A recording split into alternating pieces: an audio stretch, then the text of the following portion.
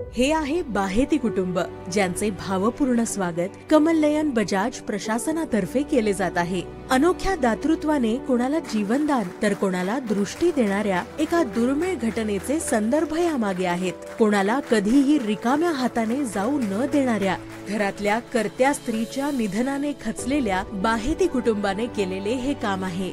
आपल्या आईच्या दान करण्याच्या वृत्तीची आठवण ठेवून स्वतःला सावरून रुग्णाच्या अवयव दानाचा निर्णय त्यांनी घेतला। कमलनयन बजाज प्रशासनाने प्रशस्ती पत्र देऊन या कुटुंबाचा सत्कार केला आणि एक हृदय प्रसंग अनुभवाला आला।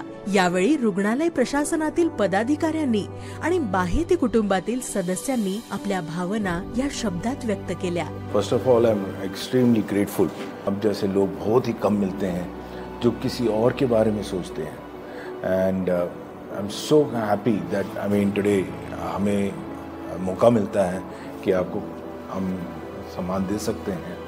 आणि या दोन्ही पोरांचं म्हणजे इतक्या लहानपणी एवढा मोठा निर्णय ज्यांनी घेतला, म्हणजे अवयवदान हा शब्दाचा उच्चार न करता त्यांनी स्वतःची इच्छा जतवली की वी आर रेडी।